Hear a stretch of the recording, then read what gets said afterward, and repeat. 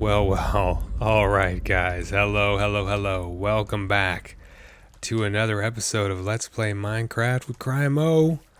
How are you guys doing today? It's been quite a while for me, not for you guys, I guess, but I just want to throw some shaders on and see our little greenhouse. I love these shaders, man. These are just the coolest. I think they're fantastic. In case you're wondering, these are BSL shaders. I'll have a link to them in the video description. They are personally tweaked. I have tweaked these in the code for the shaders. I can actually maybe do a tutorial on that at a later date on how to tweak these shaders. Now, they just came out with a new version, so I haven't looked at the new version yet, and I haven't looked at tweaking those either, so I will probably get on that. I just got back from my... see if I can keep that lens flare in there for everybody. Yeah, there we go. There we go. It's going behind a mountain. Anyway, guys, how you doing? How are you doing today? I hope you guys are doing great. I am doing really pretty cool now that I'm back from my long shoot up in Northern California. To be perfectly honest, I am still recuperating from that. That was a pretty tough gig. Doing filmmaking on a micro budget and without proper equipment and without a like an experienced producer to sort of help map out your shoot days, it's tough. So I'll probably be talking about that a little bit today, because maybe this will be another story time episode. We have not done one of those in a while, and to be perfectly frank, I am so wiped out from that shoot that I think I need to wander around here and do some odd jobs. You know, no filmmaking is easy. Let's get that straight right off the bat. All filmmaking is tough. Even if you have millions and millions of dollars, it's still a pretty hard gig. And of course, most jobs are like that, right? Most jobs are a lot tougher than we think they are from the outside looking in. And, you know, once you get in there and you do it yourself, you're like, oh, this job is not as easy as I thought it was. So, you know, all jobs are like that. So look at this. Yeah, so I tweaked these shaders to work at night. Primarily, that's what most of my tweaking is concerning, because, you know, most shaders at night, you can't see at night. Everything gets too dark. So I really liked using shaders at night because it does offer some cool effects. So I wanted to see, you know, what I could do. And yeah, these shaders allowed me to tweak the code a little bit, and it's pretty simple. So it's definitely something you guys could do on your own shader packs. I don't know though if like all the code is the same from shader pack to shader pack. So I don't know how well this would translate to other things. So let's just wait here for a second for it to go full dark. So now we're at full dark. I think the moon's coming up right over there. We even get a little bit of lens flare and stuff from the moon. Oh, it's not a full moon. It's a, what is this called? It's a new moon, right? It's totally dark. So this is actually the darkest then. I mean, the moon still puts out, I think, the same amount of light because that is an option in the shader pack. But yeah, right? What do you guys think of this?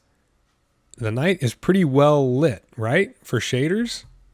It's pretty good, right? I mean, it's really the best I could. I mean, there's some different... You could make it even brighter, but it starts to look really weird. It's so bright there because I have the moonlight turned up, but I have a lot of ambient settings tweaked as well. And to me, this is a doable nighttime shader look here. Let's do... see if we can fly around here. Take a look from up high. Oh yeah. There we go. It's pretty good, right? I mean, for a nighttime shader pack.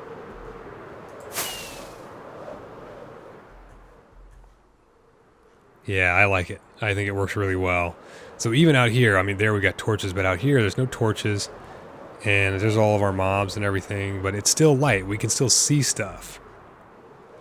Which was my goal. Ooh, that's pretty. That's pretty. All right, well, before we get turning off the shaders here, I figured there is one thing that we need to address here.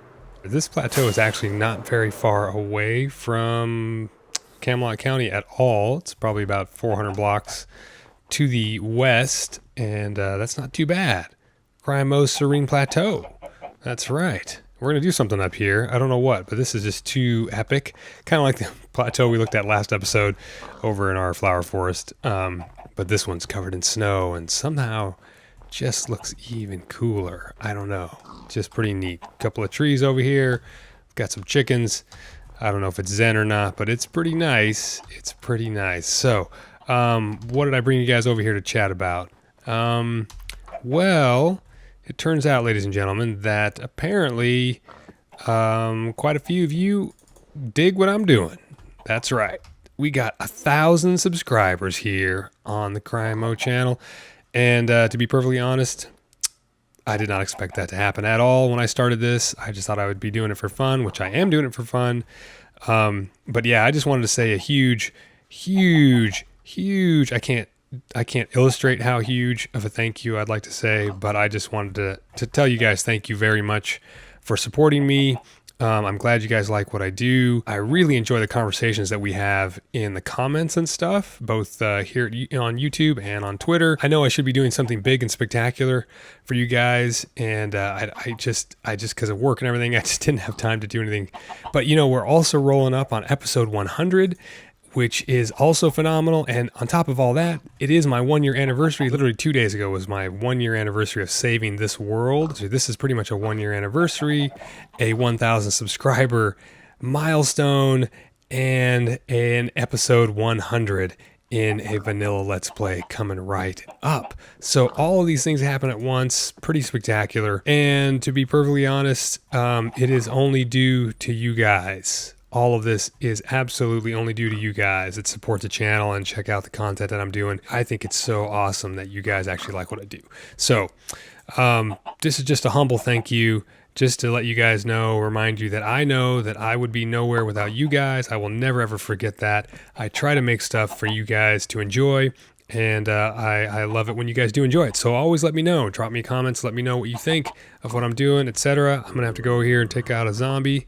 I can't fight in that perspective, as I'm a terrible Minecrafter, as you all know. But you know, I'm getting better because of you guys. And now what? They're all just gonna start spawning here and interrupting my great speech. And we're gonna fight on the top of the plateau in the middle of the night with shaders on. Holy crap!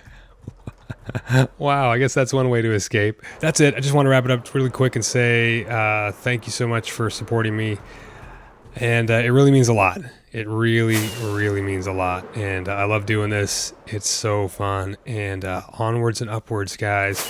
Always continuing to make more progress. We want to get better at what we do and also enjoy life. And I hope you guys all have great lives as well. In and amongst all of the craziness that happens in life and all of the nonsense that we have to put up with. I hope you guys hang in there and you have good times when you can. That's all you can really ask, right? It's just once in a while, let us have a good time. Let's get back to our regularly scheduled program, which means turning off the shaders and carrying on. See you guys back at Blossom Burrow. I guess I'll tell you guys a little bit about the shoot that I went on and why it was difficult. Just if you guys are interested, you guys might kind of really hate that sort of stuff. I don't know, because this isn't going to be a bunch of building in here today. But we are going to be doing some decorative stuff. So a buddy of mine, he's an actor friend of mine, has been in a couple of projects I've done in the past. He is doing his own basically he's trying to get a television show created to market through Discovery Channel or Food Network, something like that. And his show is a craft beer show. So it's like he's the host and he goes around and finds these craft breweries that brew beer in sort of unique ways and stuff, and have like historical significance, things like that. One of the unique things you want to do is have each opening for the show have like almost like a short film type opening. So something very cinematic. This one was he found some Western reenactors to work with. So these guys all dress up in their costumes and everything, and they have full, Wild West guns that shoot blanks and all that stuff, horses and all kinds of stuff like that, which is pretty cool. It all sounded great and everything, and all right, so we'll fly out for a couple days and we'll do that and we'll shoot the whole show. So my experience of filmmaking, like I said, I've worked on big studio movies, as a model maker and stuff like that. But my experience in independent production, what I sort of excel at is making stuff really cheap and shooting very quickly and getting things done on a very small budget.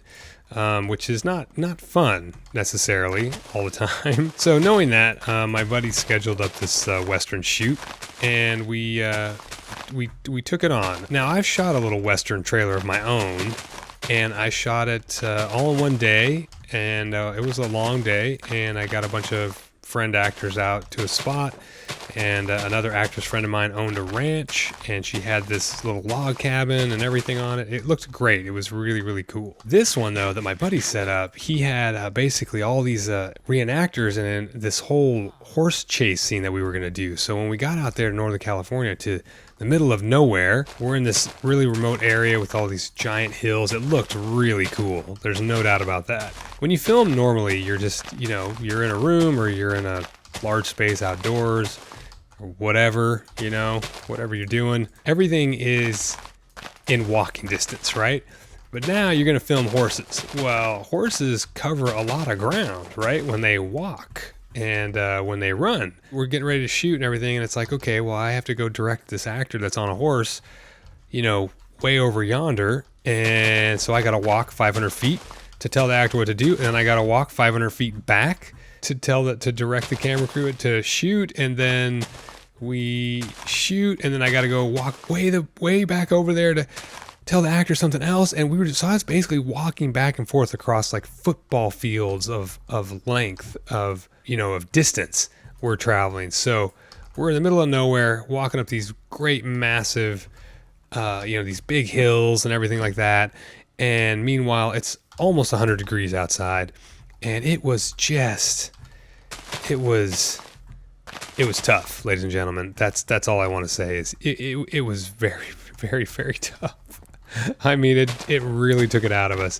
By the end of that day, which was a 14-hour day, we were ready to go home, and we still had 2 days of shooting left to do. So yeah, it was ridiculous. It was ridiculously difficult, and you know, we had all sorts of weird problems. You always have problems when you're filming and stuff, but we recovered from a lot of that, and we ended up pulling off the shoot. We ended up getting the stuff done that we needed to get done, and it was long. Our last day was 15 hours. It was definitely not what we expected, for sure. The moral of the story is, you're gonna make a movie, you're gonna do something for production, is you know, do as much as you can to be prepared, and think about things that it's hard to tell you to think about. It's hard to say think about things that you don't know are going to come up, because you don't know. You know, if you don't have the experience, you don't know. But if you are going to do something you haven't done before, maybe try to ask somebody, you know, with experience, you know, if they've done it before, and see if they can give you some pointers. All right. Well, I wasn't really going to use these for putting flowers up here, but it just occurred to me that I guess I could do that. All right, so I've been working out here a little bit and realizing that, you know what, putting flowers down, I need a lot more flowers. How is this happening? He can reach the door through the crack, and actually, as someone pointed out, yeah, this sort of security here is not really secure, as zombies can attack through these corner angles, and that's probably what happened when all my guys turned into zombies inside this building, is that they attack through the angles. So, but that's weird that guy can affect the door like that. So, I've been adding flowers everywhere. These guys right here, this blue orchid and these pink tulips go really, really well together. Yeah, it's just a good look, mixing them up, and I want to kind of use that somewhere else, I think. Still some of the torches I'm leaving instead of putting pumpkins everywhere. Anyway, so we've got a lot of flowers going, and we're going to go down and take a look at this mechanical adjustment we have to do, because it is slowing everything down. Let's turn this on here. Everything's going to start flowing. Okay, and let's go downstairs. This is just nonsense. I have all of these weird hatches and everything to drop down. I need to really make some decent access points and stuff down here, because this is just silly. All right, so let's take a look here at this little issue we have. So we've got the farm running upstairs. It's going. We're going to start seeing things come down here. We're going to go, yep, things are flowing. So what we need to look at here is, all right, I thought going over 3 hoppers would help us out. Well, it doesn't really. Look at this guy. It just doesn't even hold anything in there. This keeps flopping one at a time, right? But look at our hoppers. So nothing in that one. This is full almost. All right, so there's some volume coming right here. So what do we got here? Now, this one's not full yet. This one's now full. It won't accept any more of the, like no purple, no aliens can go in here, right? And now what's happening here is this one slot is the only thing that's moving because it's pulling seeds from here. And so basically what's happening is everything's going to back up. So what I need to happen is I think we need to feed these 3 guys directly into a chest. We'll have a flow of 4 hoppers, and they're still going to bottleneck, but at least we can fill up the chests during a session. Look at this. We already have flowers waiting, and those are going to despawn just because we have seeds in here. Boom, boom. And the last one there. Okay, so hopefully the chests start to fill up, because that's my issue. I want the buffer of the chest to work for us, right?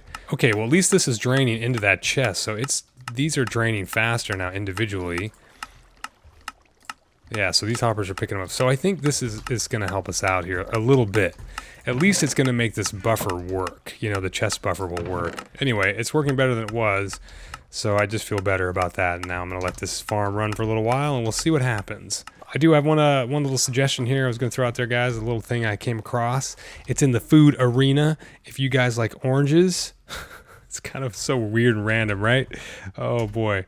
Today is Random Weird Day with CryinMo. Yep, because CryinMo is tired, and this is what happens. Oh boy. If you guys like oranges, nice, fresh oranges from the supermarket, I recommend these new ones that are called Golden Nugget Tangerines. And I actually know somebody who helped hybridize them, someone who helped actually make them in a lab. Not in a lab. They actually they crossbred certain oranges and tangerines to get this particular orange, and I interviewed them like 10 years ago at UCR, University of California, Riverside, where they created these things. And these are one of the best oranges, tangerines I've ever had. They're seedless, and their peel comes right off. Like it just comes right off. The peel won't stick to the orange. It's so cool. And the rag, all that like stringy stuff, that stuff comes right off as well. And they're super sweet, no seeds, super awesome. The only issue is they just now started to market them because they're ugly. When you buy them in the market, you'll see them. They look like they're old. They look like they're all wrinkled and everything. But trust me, just, drop a couple bucks and try them. They are the best. I mean, they're so good that I'm literally telling you about them during a Minecraft Let's Play. That's how good they are. I was mentioning how I don't like how I see that redstone right there. So Blue Mountains Taekwondo had a pretty rad suggestion. If I have room to stand down there. Okay. Do I have... Oh, good. I thought almost I didn't have another stack of ender pearls. So he was saying, so our switch is right, our lever is right under there. So what if we did this? What if we put a piston, a sticky piston, and a redstone block? Because this guy is a genius, and I am not a genius. But yeah, this might work really well, right? So what we want here is, let's see, is it this block? Yes, it's this one right here, right? So we would want a sticky piston there and a redstone block here, and then it'll drop down. Is that going to interfere with anything over there? I guess just to be safe, we can go down here and look. Okay, yes, we're going to be okay. Piece of stone right here. So now if we flick that lever, this will just power down here. It'll drop one, it'll power this. And then that means we can actually put a block here, which will hide, this here. So I think this will work, I think, quite nicely. What do I have? Yeah, we can put that there, and then we are in super good shape. Yes, look at that. Awesome. Thank you, Blue Mountains Taekwondo. That was a really very, very, very nice idea. Very cool. Yeah, you guys are always outthinking me all the time. Anyway, that's perfect. Definitely what I wanted here. So, okay, so we got those 2 little tweaks done. This thing is going to run for a while. We're going to see how our stock is going because we definitely just needed more. Look at this. This is nonsense. Way too many seeds. Wow, we got lots of red ones. See, orange ones we're just hurting on. Pink ones we're doing fine. The white ones we're doing fine. Aliens we got a ton of. These guys, we almost have too many of those. These, we don't really care about these because we have an iron farm. I mean, look at this. I mean, okay, so just that alone is starting to look, I mean, that's pretty rad, right? And just imagine if we have all of this all out here. Flowers are not entities, right? I don't think they're going to create lag. Will they? I sure hope not. I actually I have no idea about that. But yeah, I want it to go all out there. And I think what we can do is I like the idea of this, of the brick wall. We can have like sections running through and paths running through, of course. So of course this here has no path running through it from the end portal or whatever, which I think we might move the end portal maybe into the village, or we might move it up there so that when we come to this area, you know, oh, that might be too far. I might have to, oh, I don't want to move the end portal room in the nether, but if I have to do that, I guess, you know, whatever. But I want the end portal. Maybe we build a structure out here for it or something that would be kind of neat, you know, where we have like maybe a veranda or something. I don't know, something that fits the village here, the motif, something with it. But I think, yeah, even like, see how the roses kind of go through there. I think that's kind of cool. We can definitely get more things like that going, and the sunflowers look awesome from this angle over here. So let's do, well, let's do a little, I mean, there's so many flowers here. I just got to check it out. I got to check it out with the shaders. Let's just check it out with the shaders. We'll open and close the episode with the shaders. Oh man, tell me that isn't epic. Tell me that isn't epic. You know, we've got light sources all through the flower fields. Oh, that's so rad. Wow. Man, that looks like Disneyland down there. That's crazy. I mean, this is going to be rad. I mean, there's still a whole ton of terraforming and stuff I got to do, and detail work. All kinds of things, you know, got to be done over here. So let me actually sleep this off really quick. All right. That's right. Wouldn't you like to live in a place like this, where you just had happy flowers everywhere all the time? I don't know. We can't be happy all the time, you know. I get it, but maybe this is too much for some people. I don't know. You guys might think I'm crazy. CryinMo's lost it and he's gone insane. He's making too many. Just thinks putting flowers down make a great decoration, but they do, don't they? I think they make a really awesome decoration. It's in the land of Blossom Burrow here. I mean, we are really making it. Man, we're going to make it live up to its name for sure. Oh yeah, and I put a couple sheep over here in our pen. So this is what I mean by I have a ton of detail work to go and do. I mean, all through here, you know, I don't want everything. I laid all the flowers in, but, you know, just like, for example, like over here, I threw more shutters, and I wouldn't put some carrots right here and some here. So I think I'm going to go through and put, you know, little details all through the village like that. And we can do another, you know, we can do more little creeks and streams like that, and walls can be up places. We can maybe bring in some chickens and stuff like that. Anyway, just little details, all this stuff that can be done all through here. Hey guys, how are you doing? Welcome to Blossom Burrow. You're now the mascots. Yes, you are. Maybe we should change them.